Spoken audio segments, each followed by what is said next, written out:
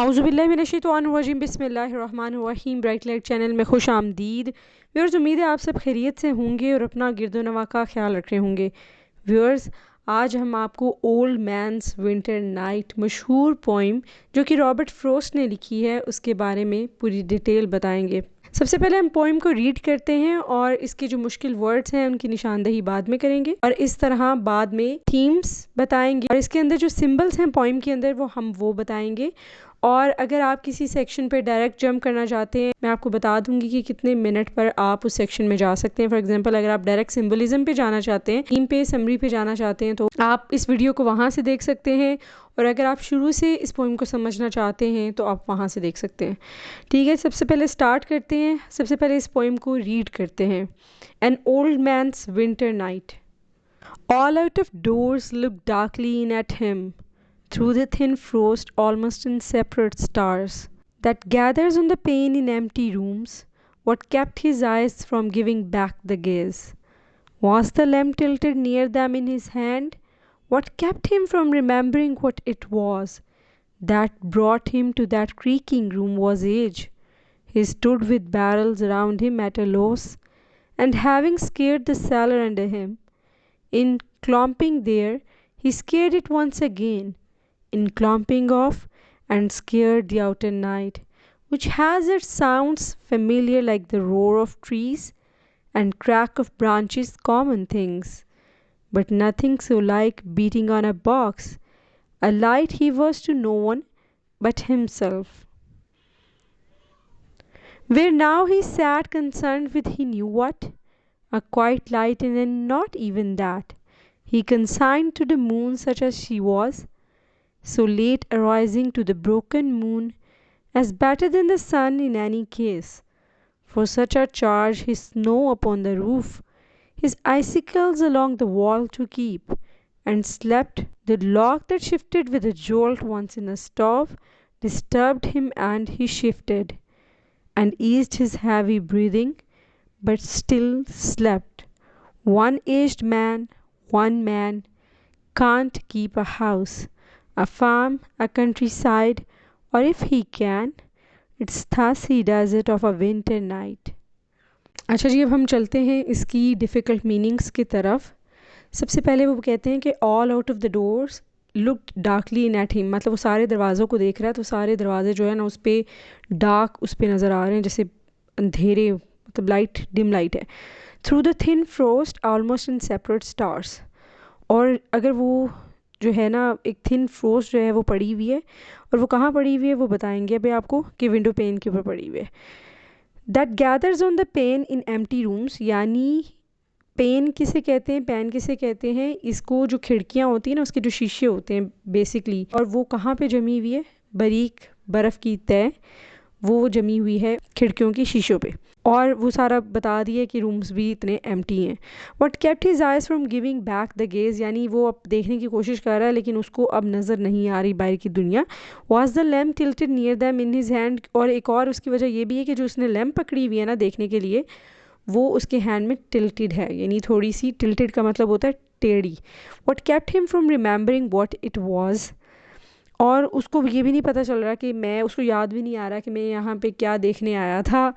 और इसका बहुत खूबसूरत मीनिंग है, यानी what kept him from remembering what it was, यानी उसको पता भी नहीं चल रहा कि मैं बाहर की दुनिया देखने आया था। उसको अपनी विंडो पैन पे अपना ही एक्स नज़र आता है और वो अपने आप को भी प्रॉपरली नहीं देख पा रहा और वो बाहर भी नहीं देख पा रहा। ठीक है, बाहर की वजह जो है वो फ्रोस्ट है, ना बाहर के लोग इसको देख सकते हैं, और ये जो है जो इसके हाथ में लैम्प है वो टिल्टेड है और इसकी वजह से वो उसको नहीं देख पा रहा। अच्छा जी, that brought him to that creaking room was as. अच्छा, आपको क्या चीज़ उसको यहाँ पे लेके आई, वो एज, यानी उसकी उम्र, यानी वो भूल चुका है। बेसिकली उसका जो इंटेलेक्चुअल लेवल है वो भी वीक हो जाता है, क्योंकि उम्र के साथ साथ आपकी जो है वो जो कमज़ोरी होती है ना, ज़हनी याददाश्त भी जो होती है वो कमज़ोर हो जाती है और उसको नहीं याद आ रहा कि मैं यहाँ पे क्यों आया हूँ। He stood with barrels around him at a loss, और वो बैरल्स होते हैं ड्रम, जिसमें स्टोरेज कंट्री साइड होती है जहाँ पे फार्म हाउस होते हैं, यहाँ पे मतलब विलेज लाइफ होती है, वहाँ पे बैरल्स में जो होते हुए चीज़ें स्टोर किया जाता है। बैरल्स के और भी मीनिंग होते हैं। सो ये वो है, ठीक है, बैरल्स का मतलब वो जो है गंदम वगैरह नापने के लिए भी चीज़ें होती है, बट दैट बैरल्स का मतलब यहाँ पे ड्रम्स है। He stood with the barrels around him at a loss, मतलब वो पास उनके खड़ा हुआ है at a loss, and having scared, और अपने यहाँ डराने की कोशिश, और वो अंदर से डरा हुआ है, एंड हैविंग स्केयर्ड यानी खुद डरा हुआ है, द सेलर अंडर हिम, जो उसके नीचे तय खाना है, ठीक है ना। और अगर आप अमेरिकन में और यूरोप साइड्स में देखते हैं तो कमरों के नीचे, बिकॉज इनके ज़्यादातर वुडन हाउसेस होते हैं, उनके नीचे तय खाना होता है, और वो बिल्कुल एक आप और मूवीज़ में भी देखते हैं, it's very tempting to watch that, और कि उसके नीचे सेलर है और उससे वो जो है वो क्या हो रहा है, वो डर रहा है। अच्छा, अब वो क्या करें, बहुत खूबसूरत है, ये एलिट्रेशंस आते हैं, वर्ड्स भी आ गए इसमें, और सेम रिपीटेटिव वर्ड्स हैं विद द प्रपोजिशंस चेंज है। In clomping there he scared it once again, और जब वो क्लॉम्पिंग कर रहा है यानी अपने कदम ऐसे कर रहा है, ठीक है, तो वो जो है वो एक दफ़ा फिर स्केयर्ड हुआ है। In clomping off and scared the outer night, और अपने कदम को वो ज़ोर से ठप ठप करके ना, वो जैसे चलने की चाल की ठप ठप होती है ज़ोर से चाल की, तो वो क्लॉम्पिंग ऑफ करके वो बाहर की जो रात की हौलनाकी है ना, उसको वो डराने की कोशिश कर रहा है। और उस हौलनाकी में वो नीचे एक्सप्लेन कर रहे हैं कि क्या है, which has it sounds familiar like the roar of tree, यानी इस हौलनाकी की रात की तरीकी के जो साइन है ना, वो बिल्कुल इस तरह से, उसकी साउंड इस तरह से जैसे दरख्तों की सनसनाने की, जैसे वो रोर कर रहे हैं, जैसे रोर आपको पता है ना, that is used for line sounds और डायनासोर्स और इस तरह की साउंड्स के लिए, ठीक है, बिग साउंड्स के लिए। एंड क्रैक ऑफ ब्रांचेस, और ब्रांचेस जब क्रैक क्रैक क्रैक क्रैक करती हैं तो ये कॉमन थिंग्स हैं, ठीक है, लेकिन वो इससे स्केर्ड हो रहा है, और वो साथ बता रहे हैं these are the familiar sounds, यानी ये फेमिलियर नोट्स हैं, और वो इनसे स्केर्ड भी हो रहा है, लेकिन वो साथ साथ क्लॉम्पिंग ऑफ करके इनको स्केर्ड करने की कोशिश कर रहा है, मतलब इन आवाज़ों को वो अपने कदमों की आवाज़ों से दबा रहा है। But nothing so like beating on a box, लेकिन इससे भी जो है वो कुछ नहीं हो रहा। But nothing so like beating on a box, लेकिन इससे भी जो है वो इसका कोई फ़ायदा नहीं है। Light he was to no one but himself, वो लाइट जो है वो कोई भी नहीं है, वो खुद है। Where now he sat concerned with what he knew what. अच्छा, ये सेंटेंस जो है ना वो बहुत मीनिंगफुल है। A light he was to no one but himself, कि वो रोशनी से अपने आप को देख सकता है, कि इंसान, ये एक कंटेक्स्ट है, ये हम कैसे कंटेक्स्ट है, ये जो मिडिल लाइन है ये बहुत ज़्यादा ज़रूरी है, क्योंकि ये जो है पोइम इसकी 28 लाइन्स है, और उसमें ये जो है वो ब्रेक करी है इसको 2 पार्ट्स में, ये वाली line. So it's a central line, और इसकी थीम भी एक बनती है, वो हम आपको बताएंगे भी आगे चल के, आपको समझ आएगी। Where now he sat concerned with he knew what, अब वो बैठा है तो उसको पता है वो क्या, उसको कंसर्न है कि उसको क्या पता है। A quiet light and then not even that, एक खामोश सी रोशनी और शायद वो भी नहीं।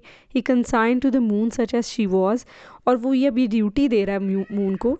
He consign to the moon as such as she was, और वो मून को ड्यूटी दे रहा है जैसे कि वो देता है। So late rising to the broken moon, so late arising to the broken moon, एक टूटा हुआ चांद as better than the sun in any case, और वो सूरज से किसी तरह भी बेहतर हो सकता है, नहीं हो सकता obviously, moon light is dependent light है ना, तो वो बिल्कुल उसकी सिचुएशन जो है ना वो मून की, ब्रोकन मून की तरह है। ये एक बिल्कुल सिमिली सी लगाई हुई है, बिल्कुल एक सिमिली सी लगाई हुई है। For such a charge he snow up on the roof, और इस चार्ज के लिए उसने इसको चार्ज जो है ना लुक आफ्टर करने के लिए, अब वो चार्ज बता रहे हैं कौन सा, इसको लुक आफ्टर करने का चार्ज, तो वो चार्ज के लिए वो जो उसकी छत के ऊपर स्नो पड़ी हुई है ना, बर्फ़ पड़ी हुई है। His icicles along the wall to keep, और जो वॉल के गिर्द आइसिकल्स है आइस की, वो जो निकल आती हैं बारीक बारीक सी, तो वो उनको वो चार्ज दे के सो जाता है। And slept that log that shifted with a jolt, और वो लॉग मैं आपको बताती हूँ, लकड़ियाँ जलाने के लिए वो जो आपका फायर प्लेस होती है, वहाँ पे वो लकड़ियाँ जलाती है, तो एक लकड़ी अगर जल जाए तो वो थोड़ी सी स्लिप हो जाती है ना अपनी जगह से, और वो ड्रन करके उधर ही थोड़ी सी स्लिप होकर गिरती है, उसकी साउंड होती है। तो वो एक तो बहुत खूबसूरत चीज़ इस पोइम में ये बताई गई है, ये चीज़ बहुत खूबसूरत है, ये लॉग वाली, कि the log that shifted with a jolt once in the stove, कि चूल्हे के अंदर यानी जो फायर प्लेस है उसके अंदर जो लकड़ी हिलती है, यानी इतनी साइलेंस जो है वो बताई हुई है, इतनी क्वाइटनेस बताई हुई है विंटर की, सर्दियों की रात की, इतनी तारीखी और इतनी हौलनाकी बताई है उसने, राइटर ने, और इतना उसकी जो है क्वाइटनेस बताई हुई है, कि इतनी खामोशी है कि वो जो लकड़ी किसकी है उसकी आवाज़ भी आई है, उसने उसको डिस्टर्ब किया स्लीप से, डिस्टर्ब ही मैन ही शिफ्टेड, और उसमें शिफ्ट किया यानी अपना करवट लेके वो सो गया। And eased his heavy breathing, और अपने उसने जैसे हैवी ब्रीदिंग को सांस देते हैं, बट स्टिल स्लेप्ट, लेकिन फिर वो सो गया। Once one aged man can't keep a house, अब वो बता रहे हैं, यानी ये थर्ड हमें देखिए मोस्टली पोइम्स जो होती है ना वो आई फर्स्ट पर्सन सेकंड पर्सन से होती हैं, लेकिन ये जो है थर्ड पर्सन से हम जो है इस पोइम को नरेट करें, थर्ड पर्सन से जो है वो नरेशन है। और एक एज्ड पर्सन यानी ओल्ड मैन जो होता है ना, एक आदमी वो पूरे घर को नहीं संभाल सकता। A farm, a countryside, और इफ़ ही कैन, एक फार्म को संभालना हो, ये कंट्री साइड को यानी कंट्री साइड को संभालना हो, विलेज को, या अगर उसने करना हो, it's thus it does it of a winter night, फिर वो ये करता है इन द विंटर नाइट। तो आई होप आपको ये जो है डिफ़िकल्ट वर्ड्स जो हैं वो अच्छे लगे होंगे। कंसाइंड का मतलब है कि ड्यूटी किसी को कंसाइन कर देना, किसी को दे देना चार्ज, और इट्स वेरी सिंपल, वर्बोसिटी इसमें बहुत कम है, इट्स अ वेरी ब्यूटीफुल। और अब हम इसके थीम और सिंबलिज़म की तरफ देखेंगे। तो सबसे पहले आए चलते हैं थीम और सिंबलिज़म के लिए, और आपसे ये भी गुजारिश है कि हमारे चैनल को ज़रूर सब्सक्राइब करें। That is an informative content channel, और इसमें हर तरह की इन्फॉर्मेशन कंटेंट है that is useful to you. और अब हम चलते हैं इसकी तरफ। तो रॉबर्ट फ्रॉस्ट की ये जो ओल्ड मैन्स विंटर नाइट सबसे पहले नज़म जो है ना, तो सबसे पहले इस नज़म में शायर ने एक सन्नाटे और बिल्कुल तन्हाई का मंजर पेश कर दिया है कि जिसमें एक बूढ़ा शख्स है, वो अकेले पूरे कमरे में रात की तन्हाई में शदीद सर्दी की रात में बाहर देखने की कोशिश करता है, और वह जिस खिड़की के शीशे से बाहर देखता है वहाँ इसे बाहर की होलनाकी और तारीकी नज़र नहीं आती, क्योंकि इसके खिड़की के शीशे के ऊपर बर्फ़ की तह है, और साथ ही इसने जो लालटेन टेढ़े अंदाज में पकड़ी हुई है, इससे इस शीशे के अंदर इसको अपना ही धुंधला अक्स नज़र आ जाता है। अब देखा जाए तो सर्दी की रात में खाली सन्नाटे वाले घर में वो अकेला घूम रहा है, और वो लोग जो बाहर हैं वो इससे अनजान है, और ये भी उनको देख नहीं सकता। ये लाइन शदीद लोनलीनेस को निहायत खूबसूरत अंदाज में बयान कर रही हैं, और साथ ही अगली लाइंस में इसकी उम्र के यानी इसके बूढ़ेपन की तरफ निशानदेही भी कर रहे हैं कि वो इतना बूढ़ा हो चुका है। यानी इसकी एक थीम ये भी है कि वो इतना बूढ़ा हो चुका है कि उम्र के इस हिस्से में भी इंसान की जो फिज़िकल स्ट्रेंथ है और ताकत है, उसके साथ साथ इंसान की दिमागी सलाहियतें भी मुतासर हो जाती हैं। अब इसको याद भी नहीं है कि वो इस घर में क्यों आया है। इसके इर्द गिर्द खाली ड्रम्स हैं जो अक्सर गांव में आपको पता है कंट्री साइड में मौजूद होते हैं स्टोरेज वगैरह के लिए, और वो एमलेसली यानी बगैर किसी मकसद के इधर उधर फिर रहा है।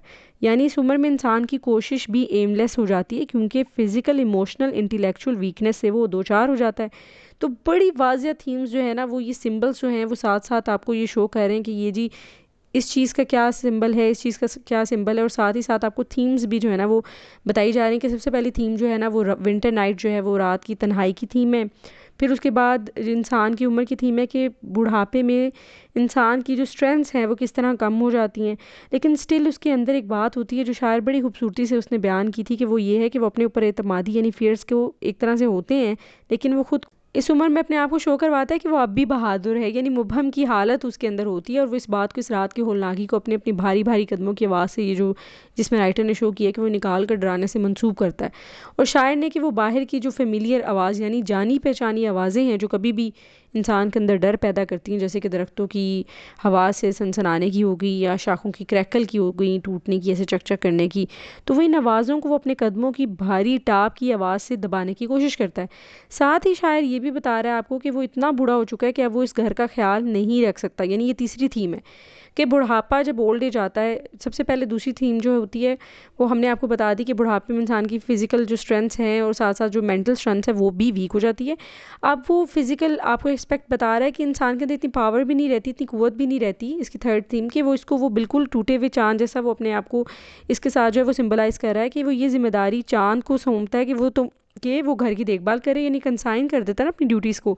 यानी इसमें नेचर जो है वो साफ नुमाया है कि जब इंसान फीबल यानी कमज़ोर हो जाता है, फिर कुदरत ये जिम्मेदारी अपने ऊपर लेती है और कायनात के कामों को यूं ही चलाती है जैसे कि वो चलते आए हैं। और साथ ही ये भी हम पहले देख चुके हैं, इसके अंदर जो थीम है कि वो जब वो सोता है और सोने के दौरान लकड़ियों की एक लॉ गिरने से वो डिस्टर्ब होता है, लेकिन करवट से वो बिल्कुल फिर सो जाता है। इसमें हम देखते हैं कि इतनी तन्हाई है ना, इतनी तन्हाई कि लकड़ी की आवाज़ गिरने भी उसको जो है वो आवाज़ जो है वो सुनाई दे रही है। अब देखा जाए तो सिंबल जो है ना वो इस नज़म में बहुत ही ज़्यादा है, जैसे ओल्ड एज एक सिंबल है, ट्री है, नाइट है, विंटर है, ये सब के सब जो है ना सिंबॉलिक सीम्स हैं और इनको थीम्स को जाहिर कर रहा है हर सिंबल। और ओल्ड मैन का खुद एक सिंबल पूरी इंसानियत को जाहिर कर रहा है। और ये नज़म पूरी की पूरी थीम इंसान की ऐसी ही तन्हाई जिसमें वो खुद से पूरी तरह वाकिफ़ भी नहीं होता और वो खुद भी बासलाहियत है, अपने आप को वो कभी देख नहीं सकता, और कैसे इंसान इस मॉडर्न ज़माने में जो इंडस्ट्रियलाइजेशन का दौर है है, इनोवेशंस का दौर है, रेनोवेशंस का दौर है, उसमें वो अपने ही हक़ से बखूबी वाकिफ़ नहीं है। और इस गहमा गहमी में इंसान इतना तन्हा हो गया, इतना तन्हा हो गया कि इतनी बिज़ी लाइफ में वो आज तक खुद से भी दूर है। तो ये पोइम जो है ना वो डीप लॉनलीनेस की तरफ भी जो है ना उसकी एक थीम है इस पोइम के अंदर। और देखा जाए तो जो विंटर थीम है वो किसको ज़ाहिर कर रही है, जो विंटर सिंबल है वो किसको ज़ाहिर कर रहा है कि विंटर जो लिटरेचर अदब में जो होता है ना वो डेथ, डिजनरेशन, सर्दी, कोल्ड, बेहिसी, ऐसी चीज़ों की तरफ जो होता है ना वो इशारा करती है। और रात तारीकी अकेलेपन को कर रही है। और फार्म जो देखा जाए वो भी एक सिंबल है इस नज़म में कि वो पूरी बाकी कायनात या इंसान जिधर रह रहा है इस दुनिया को बड़ी खूबसूरती से वो जो है ना वो सारे का सारा जो है वो डिपिक्ट कर रही है। इस नज़म में जो मॉडर्न मैन की नथिंगनेस है ना, जो वैल्यूलेस है, कि जो बंदा पड़ा हुआ है बिल्कुल मशीन बना पड़ा है, इसकी तरफ इशारा कर रही है। जबकि क्रिटिक्स ने इस नज़म की तरफ अभी कोई ख़ास तवज्जो नहीं दी है कि अब ये नज़म जिधर सिंपल मालूम होती है ना वहीं पर इसकी बहुत ज़्यादा अहमियत है कि कैसे इंसान की आखिरी उम्र में ज़िंदगी आपको दिखाई गई है कि जैसे इसे लव की, अफेक्शन की ज़रूरत होती है, वहाँ पर इसके पास कोई भी मौजूद नहीं होता। और ये इसकी तन्हाई अब इसका साथी बन जाता है। यानी इंसान ने अपने आप को ऐसे घर में बंद कर दिया होता है, ऐसे माहौल में, कि बुढ़ापे में तन्हाई और कमज़ोरी आने पर इसको अब समझ भी नहीं आ रही कि इस घर में वो कैसे और क्यों आया है। ये जैसे हमने स्टार्टिंग की लाइन्स में देखे, यानी उसका मकसद ही क्या था। तो ये भी बहुत एक अच्छी इसकी थीम है कि वो आपको बता रहे हैं कि ज़िंदगी हम ऐसे गुजार चुके होते हैं, ऐसे वेस्ट कर चुके होते हैं, और फिर एंड पे हम तन्हा हो जाते हैं। और उसके बाद हमें पता भी नहीं चलता कि हम ऐसे तन्हा क्यों हैं, ये इतनी लोनलीनेस क्यों है और इतनी तन्हाई क्यों है। और अब इस बात का फ़ायदा भी नहीं होता कि वो बगैर किसी फ़िक्र के फिर मौत की आगोश में सो जाता है। और हाँ, अगर वो ज़रा सी आहट से जाग जाए तो उसका फ़ायदा, उसकी जो कमज़ोरी और लागरपन होता है ना वो इस पे इतना हावी हो जाता है कि वो बिल आखिर फिर सो जाता है। और अब ज़िम्मेदारी जो कभी वो उठाता था दुनिया की देखभाल की या अपने घर की देखभाल की या तरक्की की, वो कुदरत के हवाले कर जाता है। और पीछे से इस असासे को बाज़ औक़ात वो सौंपता तो है, लेकिन वो खुद रोशनी सूरज से लेता है। और वो ऐसे लोगों को सौंप जाता है जो उसकी अहलियत नहीं रखते, यानी किसी ब्रोकन मून की तरह जो खुद डिपेंडेंट है किसी और पर। तो फ़्रोस्ट की ये जो नज़में हैं वो नेचुरल सिंबलिज़म से भरी हुई हैं। कुछ क्रिटिक्स हैं जिन्होंने फ़्रोस्ट की इस खूबी को समझा भी है, और इस नज़म में ये सबक कि मशीनी ज़िंदगी ने इंसान को कैसे तन्हाई और अलमनाकी का शिकार बनाया हुआ है। और शीशे पे पड़ी पतली बर्फ़ का सिंबल के जैसे कि किस तरह से, जो जैसे शीशे पे पतली बर्फ़ की एक तह पड़ी हुई है, तो रिश्तों में भी इसी तरह नाइत्तेफ़ाक़ियाँ और इंसानी रिश्तों की कमज़ोरी जो है ना वो ये बर्फ़ ज़ाहिर कर रही है कि जिसकी वजह से इंसान अकेला हुआ पड़ा है। और वो एक दूसरे को, इंसान को वो नज़र नहीं आता, और अंदर से इंसान खुद को भी नज़र नहीं आता, और अंदर से वो खुद भी नहीं समझ रहा होता कि वो किस कैफियत से गुज़र रहा है, और ना वो ये समझ रहा होता है कि दूसरे किस कैफियत से गुज़र रहे हैं। और ये जो क्रीकिंग रूम है, ये सिंबल जो है वो वैल्यूलेस होने को ज़ाहिर कर रहा होता है कि फिर आखिरकार बुरे आदमी का, और इस तरह एक और उसका स्लीप जो है वो सोने को, डेथ को जो है वो सिंबलाइज़ कर रहा होता है कि जो बूढ़ा आदमी है उसका सोना डेथ, मौत के आने और इंसान की कमज़ोरी को ज़ाहिर कर रहा होता है। साथ ही देखा जाए तो बूढ़े कमज़ोर इंसान का पूरे घर की देखभाल करना, जिसकी वो सकत भी नहीं रख रहा होता, ये बता रहा होता है कि आखिरकार इंसान टायर्ड हो जाता है, और कैसे इंसान को भी लोनलीनेस और तन्हाई भी वहशतनाक लगती है, और जिससे वो इस वहम में है कि वो अपने कदमों की आवाज़ निकाल कर वो ये समझता है कि वो इस तन्हाई की होलनाकी से डरता नहीं, लेकिन एक्चुअल में वो इस तन्हाई से, वो इतनी ज़्यादा तन्हाई होती है, इतनी डीप लोनलीनेस होती है कि वो इससे स्केर्ड हो रहा होता है। तो उम्मीद है आपको पूरी तरह ये पोइम जो है वो एक्सप्लेन हो गई होगी, और आपको इसके डिफ़िकल्ट वर्ड्स, आपको इसकी थीम्स, आपको इसका सिंबल्स और पता चल गया होगा। साथ ही हम आपको आखिर में ये बताते चलें कि इस पोइम को जो है ना वो फ्री राइम्स में लिखा गया, यानी इसकी कोई फ़िक्स राइम नहीं है, अनराइम्ड ये पोइम है। और इसकी जो वर्सेस हैं वो अनराइम्ड हैं। एक पोइम्स होती हैं राइम्ड होती हैं, तो ये अनराइम्ड पोइम है। और साथ ही साथ इस आपको ये भी बताते चलें कि इसके अंदर राइटर ने इसको राइमिंग थोड़ी सी डालने के लिए इसके अंदर एलिट्रेशन की हुई है। एलिट्रेशन मीन्स वर्ड्स जो है ना वो, जैसे कुछ अंदर वर्ड्स हैं इसके जो कि सेम कॉन्सोनेंट से जो है ना वो स्टार्ट हो रहे हैं। और साथ ही साथ अब देखा जाए तो इसके अंदर वो कुछ वर्ड्स को जो है ना वो सेम यूज़ कर रहा है, बार बार कर रहा है with the different pronunciation. Scared का वर्ड है, क्लॉम्पिंग का है, जैसे आप एग्जांपल देखें, इन clomping there and in clomping of. तो इस तरह की चीज़ें राइटर ने जो है वो यूज़ करके इसको एक ब्यूटीफुली जो है वो लिखा है। और 28 लाइन्स की, 28 फ्रेजेस की ये है। उम्मीद है आपको पसंद आई होगी आज की हमारी वीडियो। मालूमाती वीडियोस के लिए हमारे चैनल को ज़रूर सब्सक्राइब करें। अल्लाह हाफ़िज़।